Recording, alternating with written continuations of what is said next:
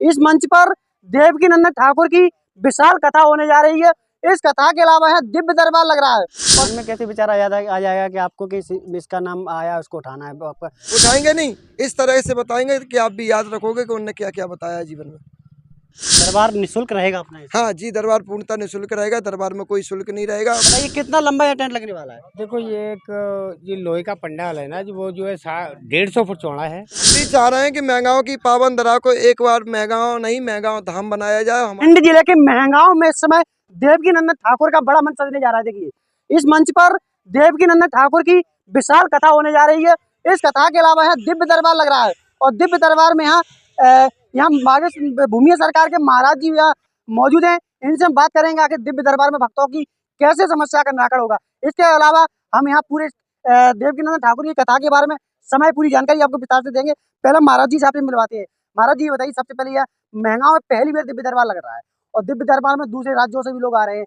लगातार लोकप्रियता बढ़ती जा रही है आपकी, तो क्या माने ये दिव्य दरबार का लोग भक्तों को कैसे आपकी बात आ जाएगी? बोल भूमिया सरकार की।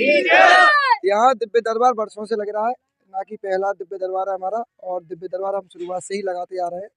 ये दिव्य दरबार कुछ अलग तरीके से है कि ये दिव्य दरबार बड़े मंच से संचालित होगा और यहाँ भूमिया सरकार के द्वारा अनन्य भक्तों की समस्याओं का समाधान होगा, जिसमें हर भक्त अपनी समस्याओं को लेकर आएगा और उनकी समस्याओं को ध्यान में रखते हुए उनकी समस्याओं का हल होगा। और इसके बाद हमारे सनातनी है, शांति दूत कहने वाले हमारे महाराज श्री हैं, श्री ठाकुर देवकीनंदन जी महाराज हैं।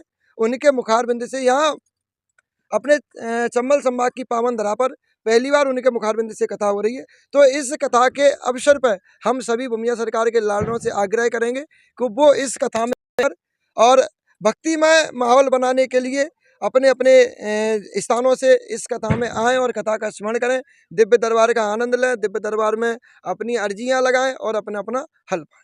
क्या कार्यक्रम की शुरुआत होगी? जैसे पहले भागवत होगी या दिव्य दरबार होगी? क्या पहले दिव्य दरबार रहेगा 9 बजे से 1 बजे तक अपना दिव्य दरबार रहेगा। उसके बाद सुबह 9 बजे से और उसके बाद दोपहर 3 बजे से शाम को 6 बजे तक उनकी कथा रहेगी महाराज जी की।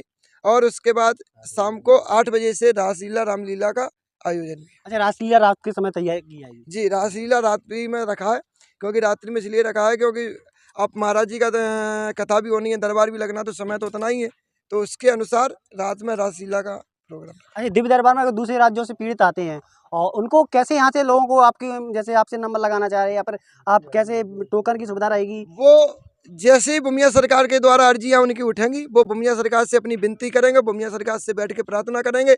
अगर भूमिया सरकार ने चाहा तो उनकी अर्जियां उनको बाकायदा उनको बुला के उनकी अर्जियां ली जाए। महाराज जी, मन में कैसे विचार आ जाएगा कि आपको किस इसका नाम आया उसको उठाना है? आपका उसका नाम भी नहीं है, एड्रेस भी नहीं रहेगा। वो भूमिया बाबा की प्रेरणा है, वो हमारा कुछ नहीं है। भूमिया बाबा अपनी प्रेरणा से जिसको भी उठाए, ये हमारे इष्ट की ताकत है, वो इष्ट हमारा बलवान है, इस वजह से वो चाहे तो उसको उठा देगा। अच्छा, हाँ, जैसे हम अगर भीड़ में आए तो क्या हमारा भी नाम आ सकता है? आ सकता है, अगर भूमिया सरकार की प्रेरणा रही तो। अगर आपको वास्तविक में समस्या होगी तो आएगा, अगर आपको समस्या नहीं है, आप परीक्षा के भाव से आओगे, तो वो उनकी इच्छा है कि अगर वो आपको परीक्षा देंगे तो आपको बुला लेंगे। कोई आपकी जैसे परीक्षा के भाव से आया तो आप उसको तत्काल महाराज जी?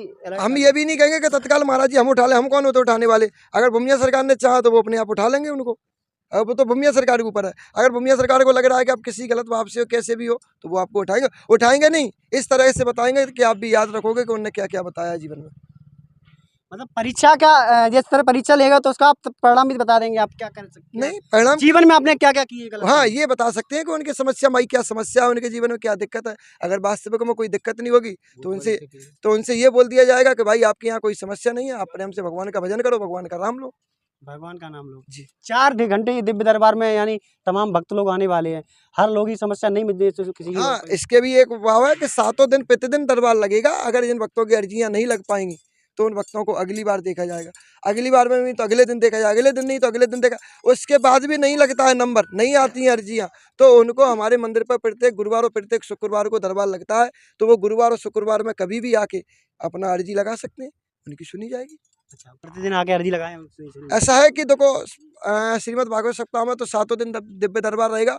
अगर उसके बाद भी कुछ भक्त रह जाते हैं, उनकी अर्जियां नहीं लग पा रही हैं, तो फिर धाम पर प्रत्येक सप्ताह में प्रत्येक सप्ताह में 2 दिन दरबार रहता है, 2 दिवसीय दरबार रहेगा, गुरुवार और शुक्रवार का। उस दिन आके अपनी अर्जियाँ लगा। अच्छा, एक सवाल हमारा और है, दरबार निःशुल्क रहेगा अपना इसमें? हाँ जी, दरबार पूर्णतः निःशुल्क रहेगा। दरबार में कोई शुल्क नहीं रहेगा और किसी भी प्रकार का किसी को भी शुल्क देने की आवश्यकता नहीं है। क्यों भाई, भीड़ रहेगी, भक्ति ज़्यादा संख्या में रहेंगे, हम किसी से बातचीत नहीं कर पाएंगे। अगर कोई भी भक्त आपसे पैसा मांगता है तो उसको पैसा बिल्कुल नहीं देना। अच्छा, आप ये हमारा विशेष अनुरोध है। अगर कोई व्यक्ति ये कहता है कि दाम पर अर्जिया लगाना है, नंबर लगाना है, तो उसके लिए आपको ये शुल्क देना है, वो देना है, तो ऐसा कतई नहीं करना है। आपको स्वतः कोई शुल्क नहीं देना, क्योंकि दरबार में अर्जियाँ नंबर पूर्णतः निःशुल्क रहेंगे, तो किसी को भी पैसा देने की जरूरत नहीं। जो लोग आरोप लगाते हैं कि यहाँ पैसा लिया जाएगा, उनके लिए आप क्या कहना हाँ, चाहेंगे? जो लोग आरोप लगाते हैं वो उनकी समझ है भाई। देखो, धर्म विरोधी हर जगह होते हैं, विरोधी है, वो विरोध कर रहे हैं हमारा, और उन्हें कर देना तो विरोध। देखो, राम काज में जब राम जी अयोध्या से वनवास हुआ था, वो लंका के लिए जा रहे थे, फिर भी उनका विरोध हुआ, उनका कतई लोगों। और सीता मैया पे आरोप उनके घर वालों ने उठाया था, क्योंकि घर वाले कौन, उनके अयोध्यावासी ने ही आरोप उठाया था, लंकावासी ने आरोप नहीं उठाया। लंका में सीता मैया रही, लंकावासी ने कभी कहा कि उनको परीक्षा देनी चाहिए, अग्नि परीक्षा? अग्नि परीक्षा की किसने बोली? अयोध्या वालों ने। तो आरोप कौन लगाते हैं? जो हमारे आसपास के होते हैं, नज़दीक होते हैं, जो हमारे मतलब भक्त होते हैं हमारे। और देखो, विरोधी तो हर जगह होते हैं, हमें उनके लिए बहुत भगवान से प्रार्थना करेंगे वो भी अपनी तरक्की पाएँ, और भूमिया सरकार उनके हर प्रकार की समस्या को समाधान करें। भूमिया सरकार हमारे जितने भी विरोधी हैं उनको तरक्की तक लेके जाए। एक बार दरबार का समय बता दीजिए, क्या समय रहेगा दरबार? सुबह 9 बजे से और दोपहर के 1 बजे तक। दोपहर के 1 बजे तक। जी। अच्छा, ये काफी अच्छा प्रोग्राम होने वाला है इस बार मेहगांव क्षेत्र में, क्योंकि पहली बार इतनी भीड़ देखने को मिल हम रही भी है। चाह रहे हैं कि मेहगांव की पावन धरा को एक बार मेहगांव नहीं, मेहगांव धाम बनाया जाए। हमारी विशेष अर्जी भूमिया सरकार से यही है कि हमारे मेहगांव को मेहगांव धाम बनाया जाए। मेहगांव ना रहे ये यहाँ की, क्योंकि यहाँ की भूमि इतनी पवित्र है, तो यहाँ साक्षात हनुमान जी महाराज। देखो, भूमि पवित्र नहीं होती तो हमारे बीच में हमारे डॉक्टर नंदरुआ सरकार नहीं होते। अगर भूमि पवित्र नहीं होती तो हमारे बीच में रतनगढ़ वाली मैया नहीं होती। अगर भूमि पवित्र नहीं होती तो हमारे बीच में मोरौली धाम नहीं होता। अगर भूमि पवित्र नहीं होती तो हमारे बीच में अन्य धाम है। हमारे किशरौली वाले महाराज जी हैं, माखनदास महाराज जी हैं, टेकराम सरकार है, हमारे कतौल वाले महाराज जी हैं। तो यहाँ मेहगांव की पावन भूमि पहले से ही है, ऋषियों की तपोभूमि मानी जी। जाती है वैसे भी। ऋषियों की तपोभूमि है, और हमारी भिंडी भी ऋषियों की भूमि है, क्योंकि भिंडी ऋषि के द्वारा उनका वो हुआ है, तो हमारी भूमि है। और हम ये कहते हैं कि हमारी यहाँ क्षेत्र की भूमि बहुत पवित्र है, पावन है, और यहाँ की भूमि अगर कोई मस्तक से लगाता है तो उसका मस्तक अलग ही चमकेगा, अलग ही पुलकित होगा, अलग ही आनंदमय होगा।